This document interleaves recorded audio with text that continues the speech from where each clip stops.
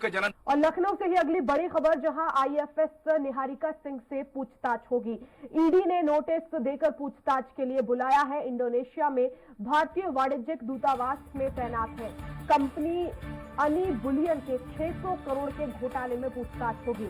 निहारिका सिंह के पति अजीत कुमार हैं, अनी बुलियन के संचालक, और अजीत कुमार की पत्नी है निहारिका सिंह। निहारिका भारतीय वाणिज्यिक दूतावास में तैनात है। प्रवर्तन निदेशालय ने नोटिस देकर पूछताछ के लिए बुलाया है। निवेशकों का 600 करोड़ रुपए हड़पने का आरोप कंपनी पर लगा है। कंपनी अनी बुलियन के निदेशक अजीत कुमार गुप्ता है और निहारिका सिंह को 15 दिन के भीतर लखनऊ आना होगा। लखनऊ स्थित इंडी के जोनल कार्यालय में पेश होना होगा।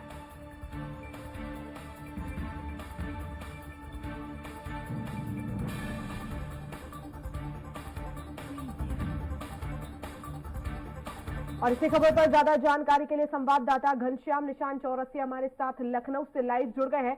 घनश्याम, सबसे पहले पूरा मामला विस्तार से बताएं। देखिए, ये मामला आज का नहीं है, ये मामला बहुत पुराना है। ये मामला 2019 का है। 2019 में मुकदमा दर्ज होता है लखनऊ के गोमती नगर विस्तार में, और उसके बाद तकरीबन 100 से ज्यादा मुकदमा दर्ज होता है। साफ पता चलता है कि ये कंपनी होती है जिसका नाम है अनी बुलियन।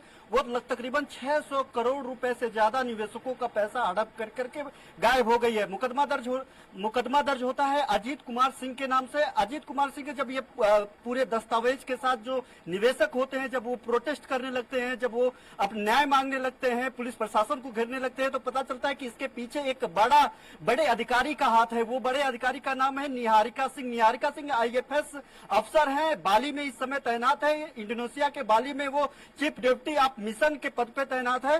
और चूंकि आईएफएस अफसर है, तो ऐसे में तमाम नेताओं के साथ उनकी तस्वीरें होती हैं। तमाम नेताओं के साथ उनकी तस्वीरों को दिखा करके इनके जो पति है अजीत कुमार सिंह एक बड़ा फ्रॉड और बड़ा जालसाजी किए हैं। चूंकि 2010 में एनी बुलियन नाम की एक कंपनी का रजिस्ट्रेशन होता है। अयोध्या के आसपास के जिलों में 40% से ज्यादा का रकम ज्यादा जो है प्रॉफिट दिखा करके तकरीबन लाखों लोगों का पैसा इन्वेस्ट किया जाता है। पहले तो छोटे छोटे दैनिक रूप से साप्ताहिक या इस तरीके से महीने या निश्चितकालीन इन्वेस्टमेंट करवाए जाते हैं। उसके बाद बताया जाता है ये जो जालसाज है वो अपने खुद को यह बाराबंकी का रहने वाला है। चूंकि वो लखनऊ के गोमती नगर इलाके में रहता था, वो पहले बताता कि हीरा कारोबारी है। वो हीरे के साथ वो सोना चांदी और तमाम जमीनों का और फ्लैट का उसने नाम लेता है। कि सबसे बड़ी बात है कि वो बताता था कि गुजरात का सबसे बड़ा हीरा व्यापारी है। इस तरीके से सब्जबाग उसने और सब्जबाग दिखा करके तस्वीरें पत्नी का दिखा करके धीरे से कंपनी खोला। उसके बाद 4 अन्य कंपनियां भी उसने खोला। पूरे 5 कंपनियां उसने खोल करके तकरीबन 12 से 15 जो बड़े लोगों को उसने इसमें जोड़ा। उसके बाद तमाम कार्यक्रम वो करवाते रहा। पूरे सिर्फ पहले उत्तर प्रदेश के बाद तमाम राज्यों में जा करके इस कंपनी को लेकर के कार्यक्रम करवाता रहा। उसके बाद जो निवेशक को लाते थे, जो निवेशक को लाते थे, इन्वेस्टर्स लाते थे, एजेंट, उन एजेंटों को कार गिफ्ट करता था, उनको जो है फ्लैट की चाबी देता था ताकि वो लोग और प्रभावित होकर के बड़े बड़े इन्वेस्टर्स लाएं। और तकरीबन 2020 में एसटीएफ ने इस मामले को अपने संज्ञान में लिया और उसके बाद अजीत कुमार सिंह को प्रयागराज से गिरफ्तार किया। गिरफ्तार के बाद पता चला कि जिस तरीके से जांच हुई, उसने बताया तकरीबन 600 करोड़ रुपए का घोटाला हुआ है, 600 करोड़ रुपए की जालसाजी हुई है, निवेशकों का पैसा लिया गया है। हालांकि उसके पहले तमाम ऐसे साक्ष्य हैं जो निवेशक हैं वो प्रस्तुत कर रहे हैं।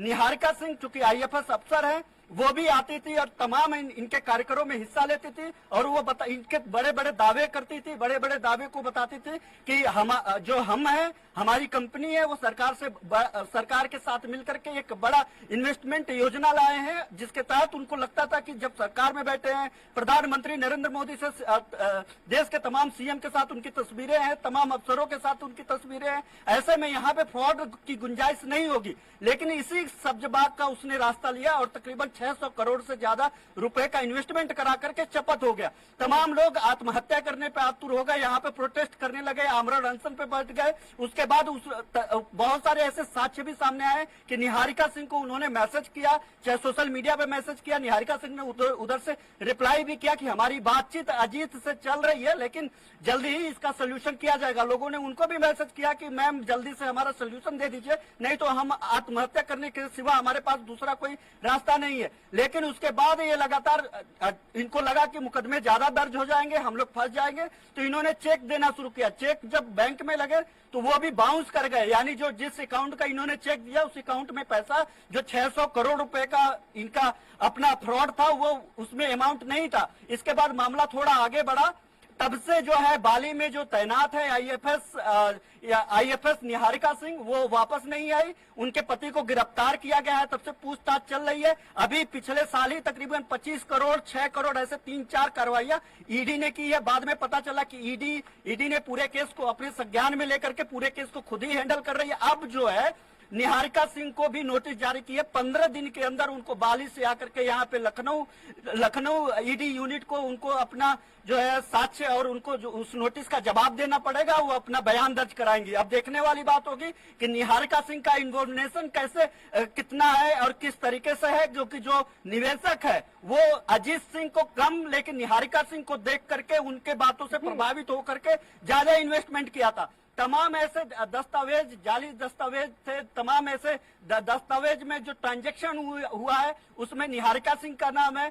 और निहारिका सिंह ने जो अपनी आय को प्रस्तुत किया था सरकार को, आय को डिक्लेरेशन किया था, उसमें भी साफ पता चल रहा है कि जितनी उनकी आय है उससे कई ज्यादा की प्रॉपर्टी उन्होंने खरीदी है। तो इन ऐसे तमाम एंगल से जब ईडी जांच कर रही थी 2020 में ही, हालांकि इनके खिलाफ मुकदमा दर्ज हो गया था, जब उनको लगा कि हाँ इनका इन्वॉल्वेशन हो सकता है तो ईडी ने अब उनको भी नोटिस जारी करके बुलाया है। थोड़ा सा उम्मीदें जो है निवेशकों के ऊपर उम्मीदें जगी है, लेकिन अगर ओवरऑल सिनेरियो देखा जाए तो 3-4 साल से ज्यादा हो गए हैं, 600 करोड़ से ज्यादा अमाउंट है, अभी तक उनको प्राप्त नहीं हुआ है, तो थोड़ा सा वो नर्वस है। आज भी जो निवेशक है भटक रहे हैं, लखनऊ का चक्कर लगा रहे हैं, ईडी का चक्कर लगा रहे हैं, पुलिस प्रशासन का चक्कर लगा रहे हैं, लेकिन जांच का हवाला दे करके अफसर भी उनको टाल दे रहे हैं। लेकिन अब जिस तरीके से अगर उनका इन्फॉर्मेशन मिलता है तो जाहिर बात है कि इसमें बहुत सारे और तमाम क्लू सामने आएंगे, तमाम एंगल सामने आएंगे, क्योंकि लखनऊ में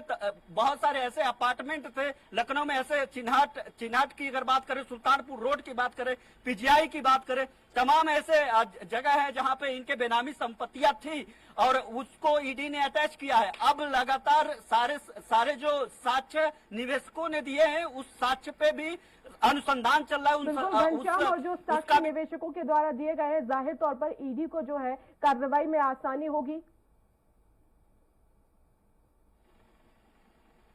बिल्कुल निश्चित तौर पे एक एक इन्वेस्टर्स जो निवेशक है वो अपना पूरा डिटेल के साथ साथ आईएफएस निहारिका सिंह का डिटेल, अजीत कुमार सिंह का डिटेल और तमाम तकरीबन 12 से ज्यादा इनके बोर्ड ऑफ डायरेक्टर थे, इनके डिटेल्स, इनके खाते का डिटेल्स, वो सब कुछ लेकर के चल रहे हैं। एक पूरी फाइल बना करके, चूंकि उनके पूरी जिंदगी भर की गाड़ी कमाई, जिंदगी भर का इन्वेस्टमेंट इसमें जमा किया गया और वो चला गया। अब जो है उस वक्त का 600 करोड़ इस वक्त का कितना होगा आप समझ सकते हैं। 2010 से इसका फ्रॉड चल रहा था। हालांकि देखा जाए तो शुरुआती दौर में लोगों को लुभाने के लिए जो छोटे छोटे इन्वेस्टर्स थे उनको पैसा रिटर्न किया है, लेकिन जो बड़े इन्वेस्टर्स थे उनको जिनका मैच्योर होता था, जैसे 6 महीने का किसी का 6 महीने में 1.4% यानी 40% से ज्यादा उनको देना होता था, उनको छोटे को तो दे देता था, बड़े को कहता था कि अगर फिर से रिपीट अगर इसको जमा करेंगे तो ये सीधा दोगुना हो जाएगा। लोग लालच में आने लगते थे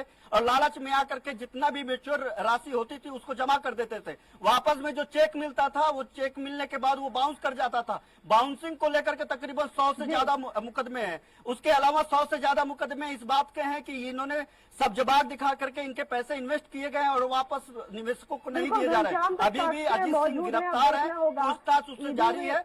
जो निहारिका के सामने किस तरह के सवाल होंगे और ईडी को जो है कितनी आसानी होगी पूरी ही कार्रवाई को अंजाम देने में। फिलहाल बहुत शुक्रिया तमाम जानकारी के लिए।